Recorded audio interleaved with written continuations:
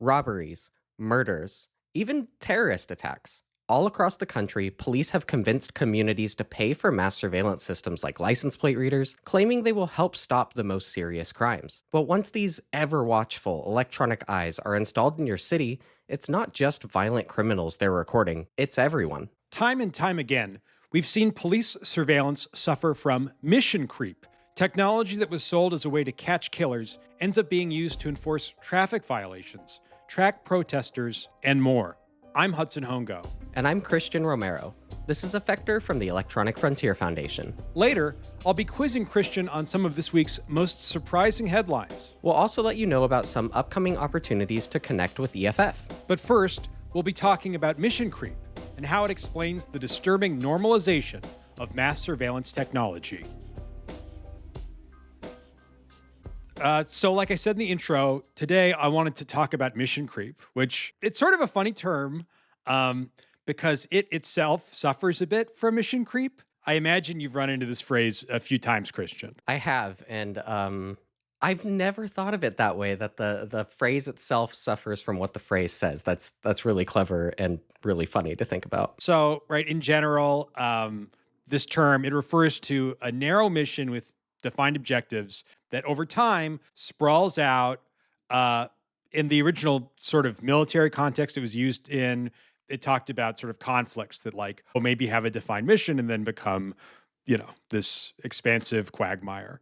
In our work, we see a lot where often with surveillance or any technologies, data is collected for one purpose and ends up being used in a totally different way. Yeah, I like this phrase because it's really easy to apply it to your day-to-day life or things that you're really passionate about, and then see I can see how this philosophy, I guess, would be used in the police or surveillance context. And it can be really spooky to think about. Yeah. I mean, I think one interesting illustration is I seem to remember EFF recording an audio version of their newsletter that eventually became a whole separate podcast. Does this ring a bell? Yeah. Is this the good kind of mission creep or the bad kind? You can decide for yourself, listener. So the reason why I wanted to talk about it today was because there was a story out of Georgia that I think illustrated the concept really well. Our colleague Matt Gariglia blogged about it under the headline, Traffic Violation, License Plate Reader Mission Creep is Already Here. Did you read that story? I did. How could I not with a headline like that? It's very good. So, right, this was a situation where a license plate reader was used to enforce a traffic violation, which I thought was pretty interesting. To unpack this more, I talked with our colleague Adam Schwartz, who is EFF's Privacy Litigation Director. Let's listen to that. Hi, Adam. Thanks for making the time to chat. Thank you for having me here. Today, I wanted to talk with you about a concept sometimes called mission creep, one that we see a lot with police technology. Can you share just a quick definition of what mission creep usually means in the surveillance context? Yeah, the idea is that the government acquires a surveillance technology to deal with ticking bombs or the worst of the worst, and then they put up the hardware and spend the money, and the product spreads, and eventually we are not stopping ticking bombs or the worst of the worst, but we are finding people who didn't pay their parking ticket or who showed up at protests. And so the mission that the technology was supposed to do has crept from something big to everything. Yeah, and specifically there was a recent story reported by 404 Media that I think really illustrated this phenomenon well. It was about a traffic ticket in Georgia. Can you summarize the story, which we blogged about briefly? Yeah, so the license plate reader system is supposed to be looking at license plates. They're called automatic license plate readers. And the vendors and the police typically agree that the function of this system is to identify license plates of interest and investigate crimes associated with those license plates. In this particular case, a license plate reader photographed a motorcyclist in Georgia who was allegedly looking at their cell phone while riding. Police then ticketed the motorcyclist, listing captured on camera holding phone in left hand on the ticket. And so this is an example of mission creep because the system was designed to do surveillance of license plates and has actually ended up also doing surveillance of what drivers are doing in their cars, including their faces and their activities. Yeah. So automated license plate readers, for those of our listeners who aren't totally familiar, these are a powerful surveillance technology, networks of sometimes tens of thousands of cameras across the country that police can use to warrantlessly reconstruct someone's movements by seeing where their vehicles were. And in this case, it was a flock safety system being used in Georgia. And as we pointed out in a blog post just last year, Flock explicitly claimed that their systems are, quote, not used to enforce traffic violations, right? I think they've tried to, right, like you say, talk about these ticking bomb type scenarios, but as we've seen, it gets used in totally different contexts than those they're originally pitched in. So, as you say, the automatic license plate reader at its core is a system of at this point, tens of thousands of cameras all around the country, and all of the images of plates that are time stamped and location stamped going into databases and being used. You can have, the most ironclad agreement or perhaps just a pinky promise. But once you spend the money to put up the hardware, there inevitably is the temptation to mission creep. So the camera goes up, we're going to capture plates. But when they capture a face, even though there's a policy that says we're not looking at faces, we're not using this for traffic enforcement, that's what the cops actually are doing in practice. In the last year or so, we've seen that a lot of communities are awakening to the incredible potential for misuse that this technology has. And when they do, we've seen it time and time again, police and the ALPR vendors will trot out specific stories about serious exceptional crimes that they've said were investigated using this technology. But I think we both know that doesn't capture the full picture, does it? It does not. So, taking again, license plate readers, there is a, wildfire of members of the public who are saying we don't want this in our communities. And city councils across America are ending their contracts with vendors like Flock and others to provide their license plate readers. That wildfire is driven by many factors. Probably the biggest one is concern that the federal government is going to use this locally collected movement data to find and deport immigrants. And so communities are rising up and saying, no, we want to be a welcoming place for our immigrant neighbors. And so they're saying no to these Flock contracts. And so then the counter argument, as you say, is, but if you get rid of the Flock contracts, what are we going to do about the ticking bomb situation? What are we going to do about the worst of the worst situation? Here is, our claim that we have solved crime with it.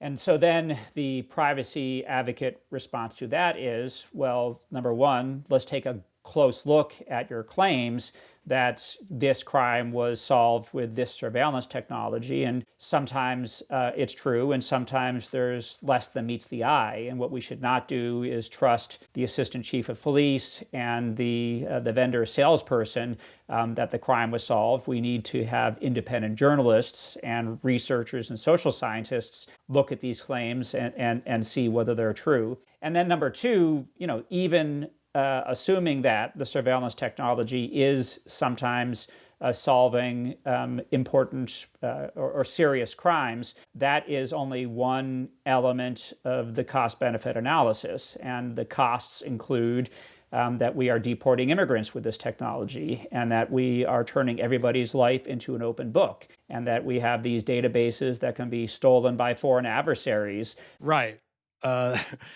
They sell the public some sort of crime-fighting tech, right? And bring up these sort of serious, exceptional crimes. But once it's installed, it's there. It's there every day. It becomes everyday surveillance, and police can use it to, enforce traffic offenses to police homelessness, dissent. I mean, just last year, we had an EFF investigation that found hundreds of ALPR searches from police who were searching topics related to protests or related terms like no kings, right? They say it's, there to stop murders and might trot out one or two cases, but then we see all of the other ways it's being used. They are not as keen to talk about the failures of this technology. Yeah, I think there are a lot of police surveillance technologies where we have seen the mission creep, and we can talk about a bunch of them. Before we move on,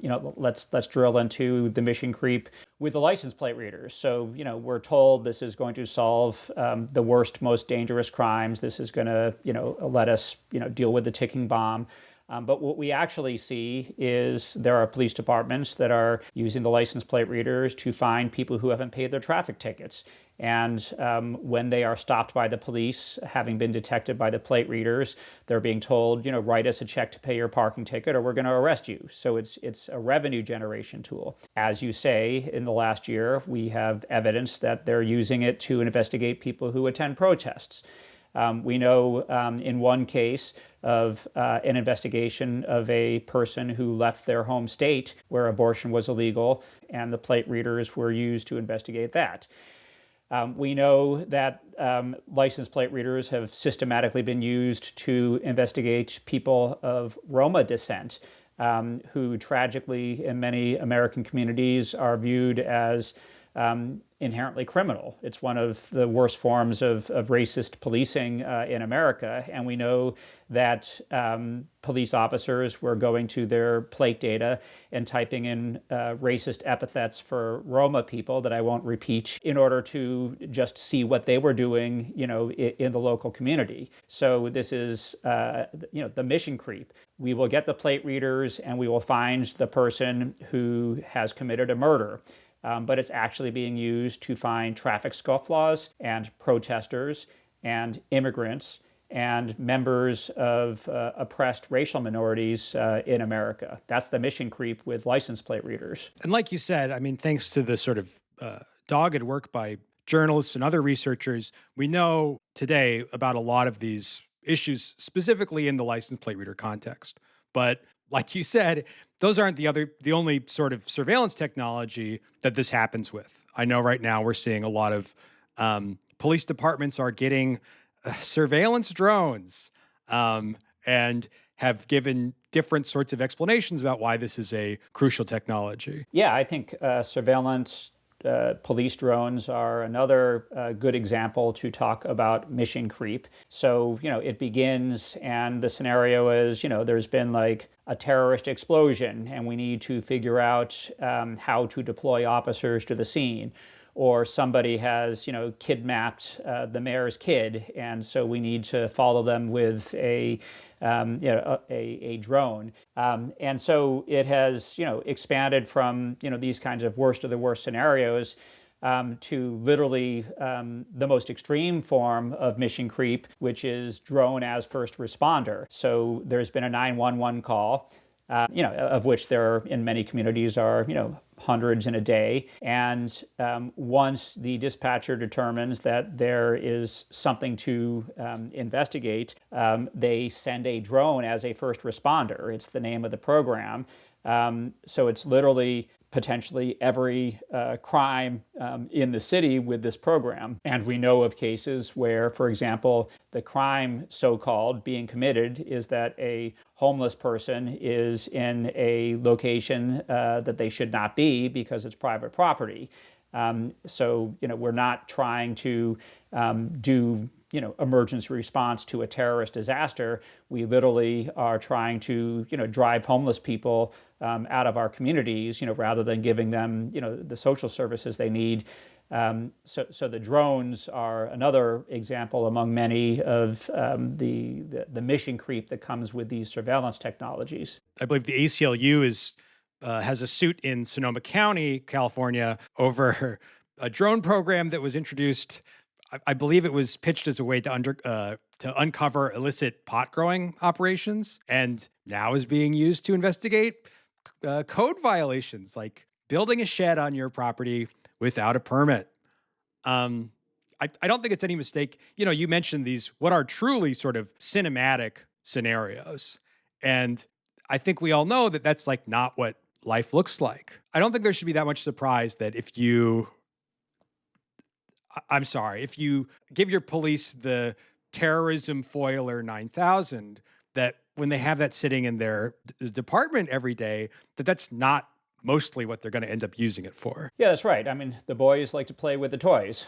Again, once you spend the money on the hardware and you train the staff how to use the hardware, and the staff, just have the entire array of things that they are investigating, there is the intrinsic temptation to use the hardware to solve other problems. And so the mission creep is just built into the acquisition. Just another example, we've talked about the ALPRs because that's the thing that just happened with the person photographed holding a cell phone. We've talked about the drones as first responders. Another example is the cell site simulator. So this is a technology that was built by the government to use in foreign battlefields for intelligence gathering, to more effectively wage war. And it came back to the American streets. What this technology does is, it's in the name, it is pretending to be a cell site, meaning a telephone communications tower, and it is used most commonly to find the location of a phone you're looking for, or to identify all the phones that are near you in order to know who is near you. And so when the cell site simulator gets to the United States and is in the hands of law enforcement, it is marketed as a way to solve murders and to arrest people who are wanted on warrants for being suspected violent felons. But in practice, the mission creep sets in to the point that someone steals $50 of fast food without threatening anyone else, and the police are using a cell site simulator to hunt down this misdemeanant. So the mission creep is intrinsic in whatever the surveillance technology is. It's going to start with finding the murderers, and then we're using it to find people who steal $50 worth of fast food. I'm glad you brought up cell site simulators, which some of our listeners might have heard referred to as stingrays, because I think this sort of concept, it feels very closely linked to the general militarization of police. The government develops these technologies, right, or even weapons for battlefields, and then we end up seeing them used for domestic policing. But with the surveillance, it literally is, cell phone signals are invisible, right? These devices are often hidden away. I mean, even disguised. I guess what really alarms me is the way that these technologies normalize mass surveillance or warrantless surveillance, right? They're brought in, they just become part of the architecture infrastructure of policing. Yeah, no, that's right. There's a few things you've said that I want to double click on. One of them is frequently the secrecy of these technologies. And so, so one layer is the mission creep. The technology comes in, it's going to find the murderers, and then it's being used to find the homeless people or the protesters or what have you. And this frequently overlaps with the public has no idea what's going on because the government doesn't tell anyone that the surveillance technology is here, which did happen with cell site simulators. The dominant American vendors, including, as you mentioned, Stingray, made police departments sign contracts that said the police departments wouldn't talk publicly about the cell site simulators. And in fact, when there were prosecutions of people based on evidence from these technologies, and judges said, I'm giving you a choice, prosecutor. You're going to tell me about the cell site simulator, or you're going to dismiss the charges against this accused. Police dismiss the charges rather than tell the judge about the cell site simulator. That's how secretive it was. So there's a serious secrecy problem. Number two, the mission creep. One dimension of it is from the police department acquiring it to find murderers and then using it to find the homeless. Another aspect of the mission creep is the military acquires it to do whatever they're doing, and then the mission creeps to the American streets. One dimension of that, as you say, the military has the tradition of taking its surplus equipment and turning it over to for civilian use. And so a lot of this is, concerning to a lot of people. It's not necessarily an EFF issue like a gun, but some of it is surveillance technology. So, there are vehicles that the military uses that are little surveillance centers, and those have been turned over to local police. So there is a serious concern here with militarization. Just to pivot, we've talked now about the cell site simulators and the drones and the license plate readers. Yet a fourth example of a mission-crept technology is DNA testing. And so that rolled out as a way to be taken from people who have been convicted of violent felonies. And it has been expanded to people who have been arrested, not convicted, but for all manner of felonies. And so we've gone from a system of tracking a relatively small number of people to tracking, a massive number of people. So once the police are used to taking, DNA from people who've been arrested or convicted, and you have the technology of DNA extraction, you've got the training of how to conduct all of this. The mission creep is from, convicted of most violent felony to arrested for virtually any felony. So yet another form of the mission creep. So we've gotten to talk a lot about the problem of mission creep when it comes to surveillance. I'd like to move on a little bit and talk about what some of the solutions or interventions are here. What can our listeners do to sort of resist this? So what the listeners can immediately do is tune in to what is happening in their communities. So, at the local level, their local police almost certainly is acquiring frightening surveillance technology. And perhaps there is a local club that is concerned with that, and so join that club. And hopefully there is information on the City Council's website about what legislation is coming up, and so look at that. An additional thing that listeners can do is tune into the EFF. We have action alert systems where we urge people to call their legislators when there is an anti-surveillance piece of legislation. Ideally, people also would support us with contributions, but you can be on our action alert without giving us money. So that's what individual people can do. There's, of course, also a bunch of stuff that city councils and state legislators can do to address this problem. Yeah, I have a friend from college. She saw some of this news coverage we've seen on the ALPRs, and she's a mother of small children. After reading all this coverage, came to realize that just about across the street from her house was one of these cameras, which she hadn't noticed before. And after seeing this, she's gotten very involved. She's talking to her city council and working on what they can do, given that there's like a contract renewal coming up for, in this case, flock safety in their community. Yeah, no, I mean, I think just showing up at your own city hall is one of the most powerful things that can happen. And, across America in the last year, there have been dozens of cities that have said no to their flock contracts because residents, neighbors showed up in City Hall and said, we don't like this, we want you to stop.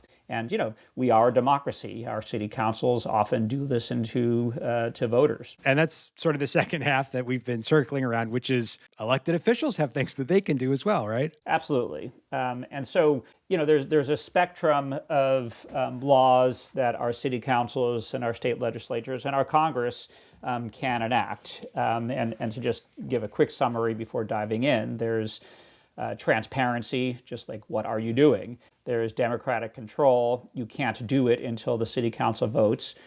There's regulation. You can only collect it or use it or store it in these ways, but not those ways. And then there's just like a flat prohibition. We're not going to have this in our city, which is what we're seeing a lot of right now with Flock. And so, I would say to city council members who are looking at any technology, this is your menu of choices. And just like rock bottom is there needs to be transparency, but maybe you want to, step up to a prohibition on the city acquiring it without the democratic control. Maybe you want to step up from there to placing restraints on the collection, the use, the storage, the sharing. And maybe you want to step all the way up to just banning it. Maybe you don't want this in your city at all. Yeah. I mean, I feel like the first step that I'm really hoping we can get people over, right, is just with that skepticism, right? There are people with economic interests in making this kind of surveillance technology even more prevalent, who tell certain stories. And at the very least, you can start thinking a little bit more critically about these, often, like I said, fairly cinematic scenarios that are dreamt up. Just to underline your last thought there, yes, skepticism. They are telling us this is going to save our lives, and they're using it to spy on protesters and immigrants and the Roma people. And so I think when the vendors and the police chiefs say, give us this technology, we should be skeptical and we should worry about the mission creep. Well, thanks again for stopping by, Adam. Thank you for having me. All right. So what do you think, Christian? I already knew a lot of this stuff listening or reading EFF stuff over time, but just thinking about, license plate readers are a thing that people are so worried about right now. And then, seeing in real time the mission creep is, I feel like something like this is the first time I've experienced it firsthand. And it's not great seeing we're going to use license plate readers just for, finding stolen vehicles or something. And then oh, wait, we can actually record people who are on their phones in their cars. I hate that. That's really unsettling, it, especially because I'm seeing those Flock cameras pop up everywhere right now. So it's almost validating to, people's concerns are really valid right now about those cameras. Right. I mean, I think we're presented with these really narrow scenarios, right, of how authorities say or plan to use these technologies, right? And it just doesn't take into account okay, if you have a surveillance system that can track a vehicles anywhere around the country, I suppose that is one thing you could use it for. But as we've seen, right, not only are there other sorts of law enforcement agencies that might be using this to invest other types of offenses, which may not even be a crime where you live, but also they can just use the technology itself. Oh, it takes pictures, right? You could use it to take a picture of somebody doing whatever. Yeah, and I think in Matt's blog specifically, he wrote about a Flock safety policy that was the cameras will not be used to enforce traffic violations. And it just feels really scummy to see that either law enforcement or the surveillance companies can claim one thing and then do a bait and switch, just sweep the rug out from under you and be no, actually we are going to do that. And there's really not any transparency or accountability behind it. How is your average person driving on the street going to know oh, now the Flock camera is recording inside my vehicle and not just trying to capture the license plate or something like that? Right. I think that really points out to the control things. I don't think it was an official policy. They did say it on their blog, right? Okay. But yeah. But in any case, yeah, there's just very little if you don't have especially legal barriers with actual enforcement, right? There's Mhm. very little to stop these technologies from being used for just about anything. And, this was not even, there wasn't even some sort of, and this is a much lower bar, some sort of technical barrier, right? Um, I don't know. I was embarrassed to bring this up a little bit in my conversation with Adam, but as we said, the authorities, the people who sell these surveillance technologies, they often present like truly like cinematic scenarios, ones that are pulled off of like from out of movies, out of television, and I can't help it. When I think of this, I think of the Batman supercomputer in The Dark Knight. I don't know if you remember this specifically from the movie, but it was effectively this like panopticon screen that Batman had that, he could see anything that's happening in the city. And there's a barely resolved plot point about using this for good or evil. And then at the end of the movie, he like blows up the computer because it's not good to have that. Um, but that's like really sort of what happens, right? Is that these incredibly invasive surveillance technologies are like installed, sold, uh, invoking these extreme scenarios that they could help with. But then it's just there every day. Then it's just sitting in the corner, even on days that something serious doesn't happen. Yeah, everyone becomes a suspect, I guess is like what we say pretty often. Um, yeah, when I was listening to the conversation with Adam, I was thinking about like all the movies I've watched. The Batman supercomputer hits hard. I think a lot about the I don't know if you ever played the Spider-Man game on the PlayStation 4, but like Spider-Man like hacks into the surveillance technology that Oscorp makes, and he can get real-time crime stuff right on his phone and respond. And it's like, from a gameplay standpoint, that's awesome. But like, just thinking about EFFE stuff has really ruined my brain, where I'm like, oh wait, that's actually, I don't think that's what its intended use was, and now all of a sudden I'm being attacked by Spider-Man. Right. I will say I have played that video game and enjoyed it and had a very, very similar reaction where it's like, wait, what? And right, it like only like it really only makes sense in some sort of fictional scenario where it's like, only one person has access to it. They're a total paragon of like righteousness, an infallible, superhero. And like then we're like kind of okay with it. But what's reality look like? Reality looks like, dozens of people have access to this. With ALPR, we know that there's like not a warrant requirement. So they can just, log in, look up whatever. And unsurprisingly, these systems end up being misused, abused for whatever. Yeah, totally. Dang, there is no Spider-Man in real life. Yeah, I mean, it should give you like some sense of when somebody's like selling a surveillance technology and the image that comes to mind is like a literal comic book, that maybe this isn't like grounded in reality. It's a really fair point. Yeah. Okay, so I know you were out for a previous episode, Christian, but we tried out a new segment and I think it worked pretty well. It's a little bit of a different kind of headline quiz. Did you get a chance to hear this? I did. Thank you to Jason for subbing in. And with this segment particularly, I'm like, is it good to get it wrong? Because does that mean like I'm going outside, I'm not doom scrolling and stuff, or do I want to get these right? I'm so conflicted with myself right now. I have similar deep conflicts between being informed and consuming just too much information. Okay, so for those who didn't hear it, we're going to have 3 rounds. In each round, I'm going to give Christian 2 headlines, one of which is real. The other one, I made it up, okay? And in the end, I'm going to give Christian a grade and also all of you a grade based on how many real ones you identified. Are you ready for this, Christian? All right, let's see it. All right. First pair of headlines.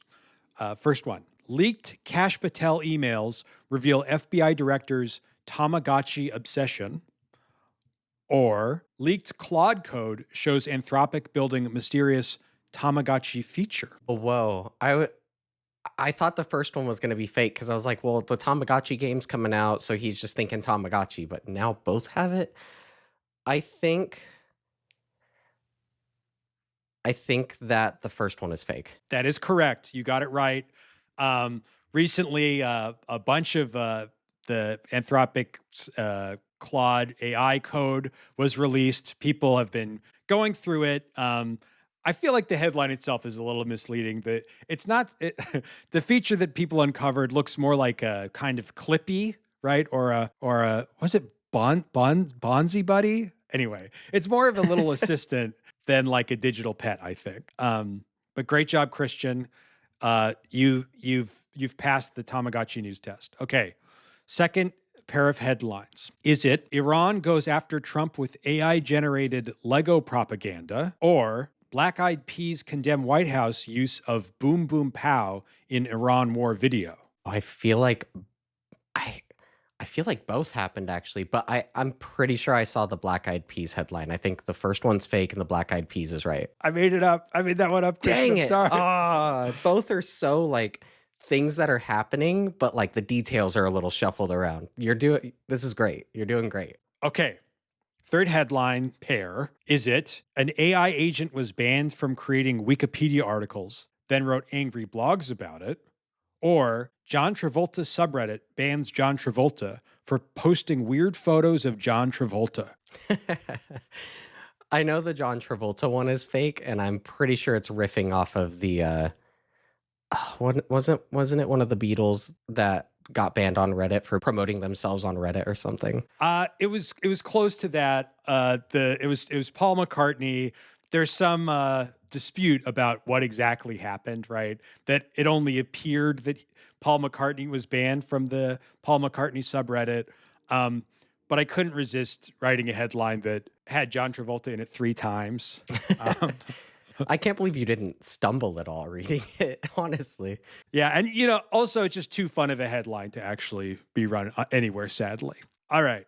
Well, you got 2 out of 3, Christian. You are very online according to the scale that I created. I'll take very online over getting 3 out of 3, which is certified doom scroller. That's correct. I don't know if I want that. That's correct, which is what Jason achieved last week. The other scores are 0 out of 3 news loser and 1 out of 3 habitual grass toucher. Classy. I like it. And now, events and opportunities. Christian, how can people connect with EFF in the weeks to come? Yeah, first, EFF Cindy Cohen is continuing her book tour around Privacy's Defender, her personal chronicle of standing up to the Justice Department, taking on the NSA, and tangling with the FBI to protect our digital rights. In the coming weeks, you'll be able to catch Cindy in Iowa City, Washington, D.C., and New York City. And on April 16th, we're continuing our Affecting Change livestream series with our next installment, Can't Stop the Signal, where EFF and Amnesty International will be diving deep into internet shutdowns in Iran and around the world. And on August 14th through 16th, you can catch EFF at the Hope Conference in New York City.